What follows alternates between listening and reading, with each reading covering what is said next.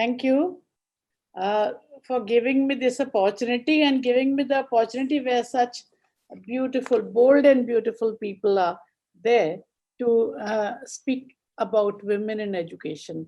Hello, uh, Rupa ji, Rupa Manjari Ghosh, the eminent Vice Chancellor of Shiv Nadar University.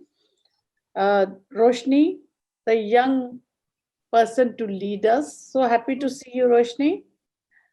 Professor Dr. Sushan Acharya from Nepal, Professor Veera Gupta from Nipa, India, Miss Dr. Lina Deros, expert in from New Europe, associate professor from New Europe, and Dr. Basudha Prakash from uh, We Excel Educational Trust, and all others who are here. And this, I cannot see Professor Amila Jayaratne from Sri Lanka. Maybe she'll be joining later or something. Today, I'm so happy to be with you, all of you. And Akram, I'm happy that you forced me to join here, but it's a good thing. It's I never realized that this will be having such eminent people, and it'll be nice to at least give a few points before they can be the speakers there. Eminent speakers are there, and other distinguished guests whom I cannot see, but I know they are there. Dear ladies and gentlemen, I wish you all a very good evening. It's almost night now. Even today, being born a girl in India eh, and in several developing countries, it can be a primary cause of exclusion in the 21st century. Education is a basic child's right in India, yet persistent inequalities in educational handicaps the lives of millions of the girls in the school going category, they are still unequal. With education, women can break the vicious cycle and shape the world according to their aspirations. They can make informed choices, improving the lives of their families and communities, and therefore thereby promoting the welfare of the next generation of women citizens and all others. Let us look at some hard facts globally. Less than 40% of the countries provide girls and boys with equal access to education. Only 39 of the countries have equal proportion of boys and girls enrolled in secondary education. And it is not in India anyway. Despite all international and national efforts, over half the children who are out of school globally are girls. Of the world's 774 million illiterate adults, two-thirds are women, a share which has not changed for the past 2 decades. Among the world's 123 million illiterates, 76 million are female. School completion rates and learning levels of girls are lower than those of boys. Participation of girls decreases as they progress through the school system. Women are underrepresented in scientific and technological disciplines everywhere in the world. Though women have actually overtaken men in number in higher education globally, the positive global trend hides other issues of gender inequality in higher education. So girls' education should have a strategic development priority according to the Sustainable Development Goals set by UN as a minimum agenda of good governance to be implemented by 2030. And we are now nearing 2030. We have entered that decade now, last, by all states today. Better educated women tend to be more informed about nutrition and healthcare, and marrying at a later age and tend to have fewer and healthier children. Women's participation in the labor force also increases, helping to lift the households, communities, and countries out of poverty. Talking of C19, COVID-19 has had a negative impact on girls' health, girls' well-being, and most of all, on education. And we can see how education has suffered in this year. And many are at the risk of not returning to school once they reopen and whenever they will reopen. Available research show that prevalence of violence against girls and women have increased during the pandemic, jeopardizing their health, their safety, their education, and their overall well-being. India still has one of the lowest female literacy rates in Asia. Today, there are 200 million illiterate women in India. This low level of literacy not only have a negative impact on women's life, but also on their family lives, on their country's economic development. For instance, a recent survey in India found that infant mortality was adversely related to mother's educational level. It is a well known fact, also, otherwise. Though the gender gap is in literacy has been decreasing since 1981, there continues to be a large gap between the literacy level of men and of women.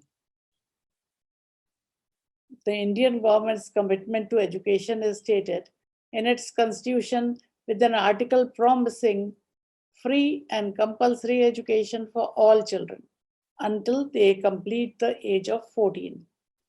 This has now become the right to education for all children.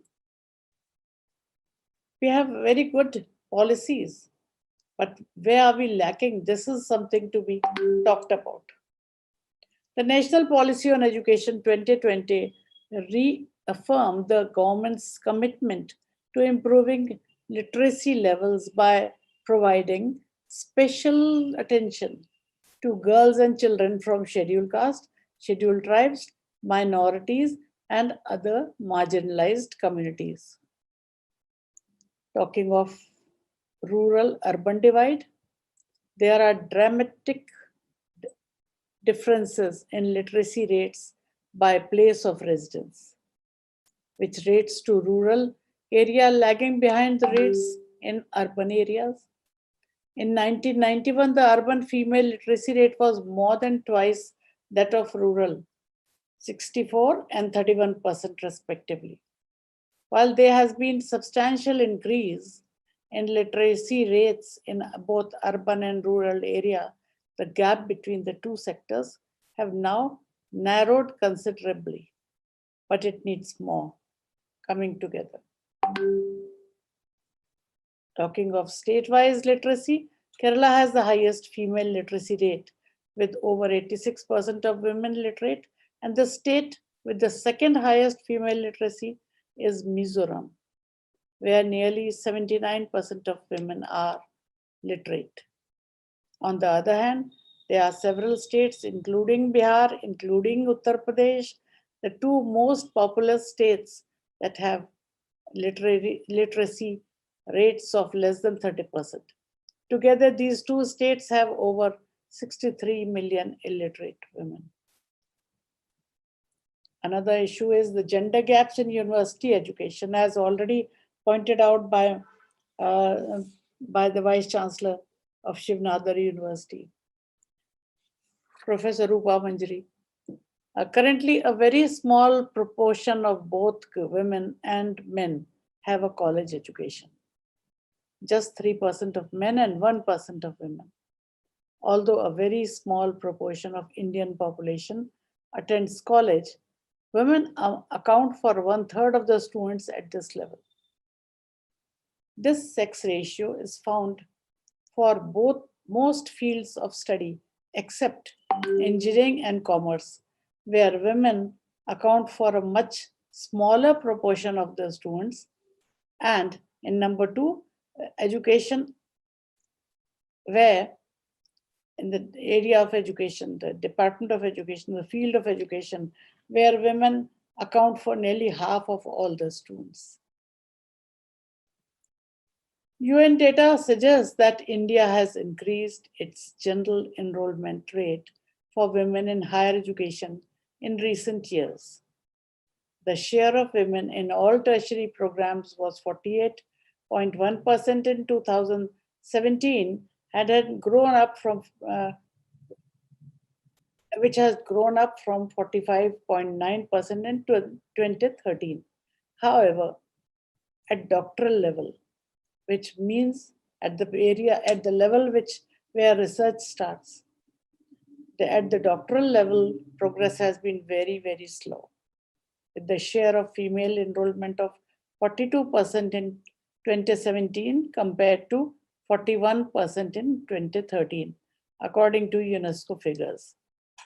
It comes from Times Higher Education data, which shows that the country has the lowest average female student ratio among nations, with at least 10 institutions in the World University ranking.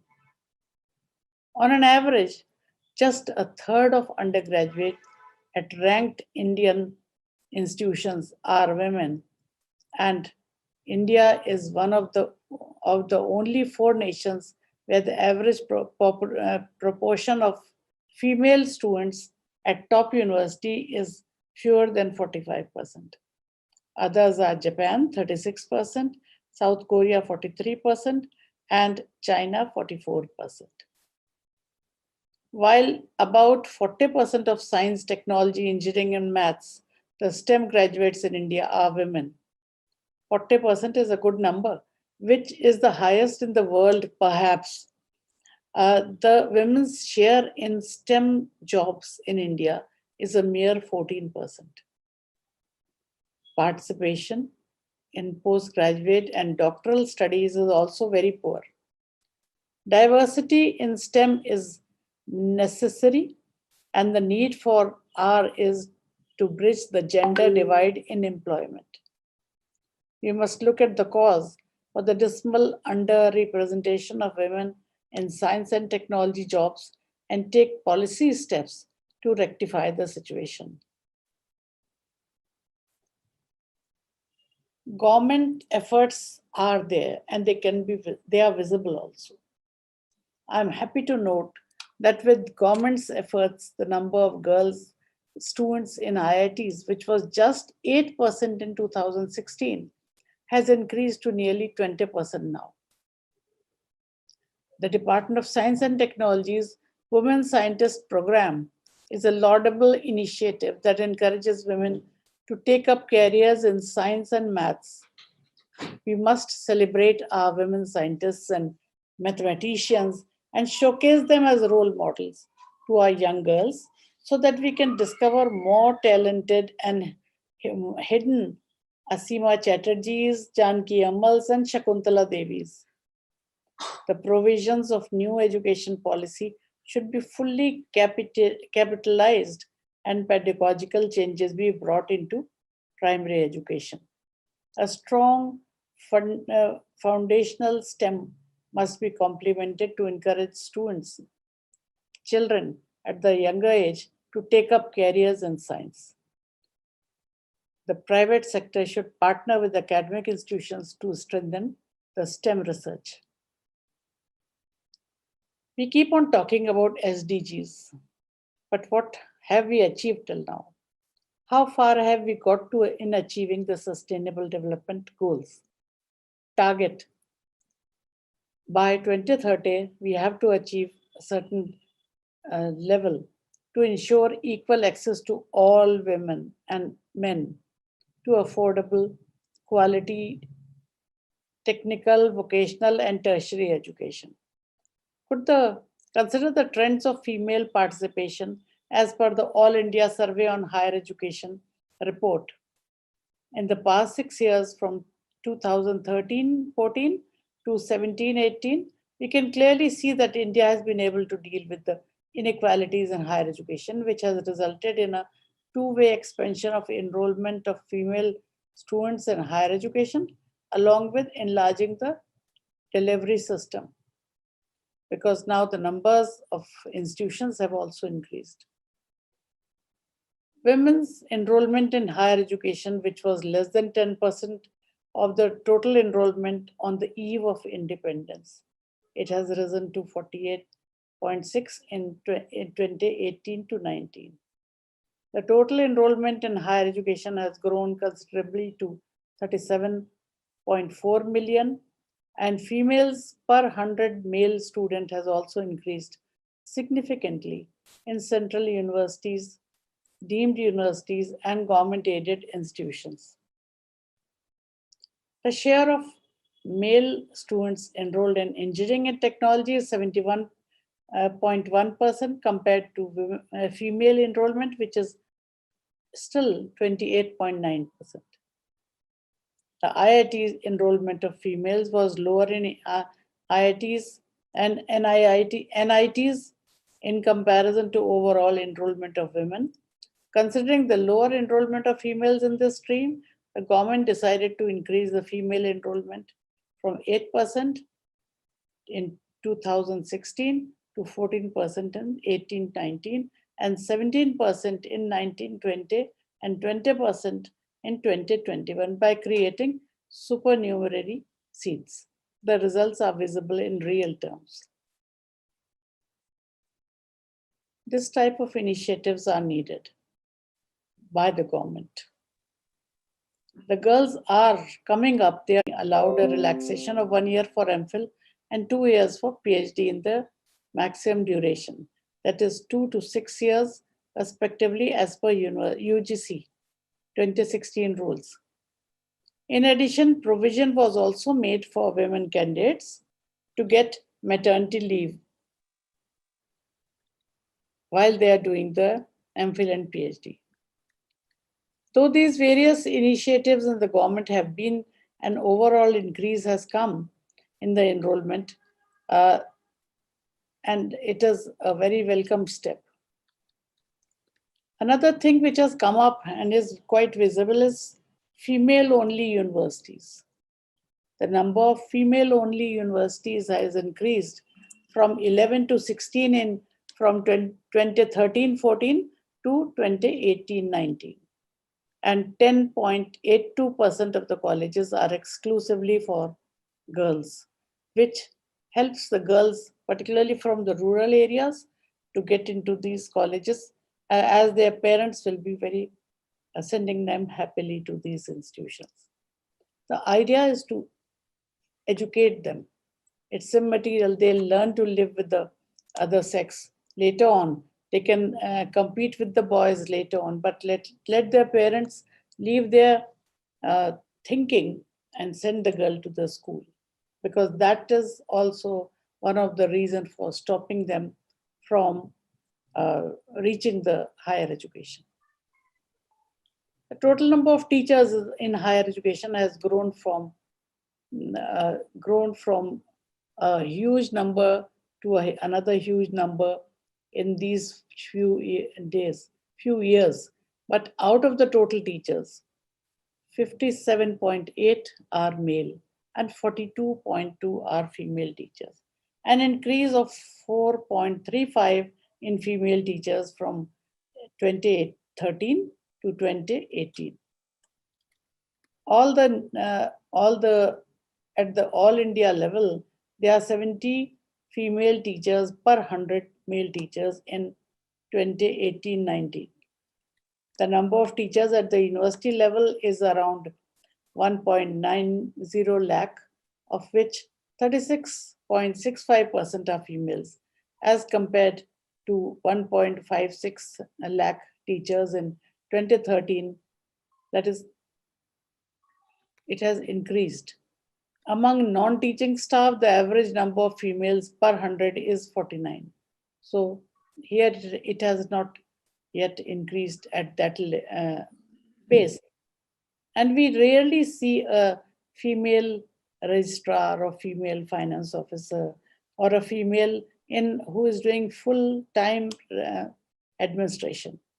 Perhaps it takes our confidence in taking a female at that level, and particularly a female at the vice chancellor's level or pro vice chancellor's level. That has to be changed. The gross enrollment ratio for women has increased by more than 4 times between 1999 to 2000 and 2004 to 2005. As a result, gender inequalities and gross enrollment ratio has come down very significantly during this period. The available estimates for net enrollment ratio, however, indicate that between these at 1999 to 2004, the increase in enrollment ratio is very small in case of both men and women. Hardly it has increased by 2% in any case, and the level of inequalities remain almost the same. The male-female differences are much less in case of eligible enrollment ratios. While 49% of eligible girls join higher education institutions, the corresponding ratio is marginally higher for men, 56%, a difference of about 7% points. In India, only 1/4 of women, compared to 82% of women, engage actively in labor market, one of the lowest workforce participation rates in the world. 145. The challenge today is to build societies instilling gender parity across education, which is the only way to build more inclusive economies. Without the equal inclusion of half of the world's talent, we will not be able to deliver on the promise of the fourth industrial revolution of all the society, grow our economies for greater shared prosperity, or achieve the UN sustainable goals. Fortunately, the tools to accelerating gender parity have become more evident from societies which have bridged the gaps globally through an active collaboration between communities, civil society, private sector, and government efforts. And policy also needs policies. Government must create policies which provide talent development and diversity through inclusive education. The the private sector should also offer equal opportunities to all members of the society. And the goal of all this is to create a gender equal society through bridging the gender gaps in education. And I think today's session will bring up a number of suggestions for this. A gender equal society is a human rights goal, as much of it is a development priority for all states of the world today. I'm keen to listen to others who will be giving some very good suggestions. And thank you very much.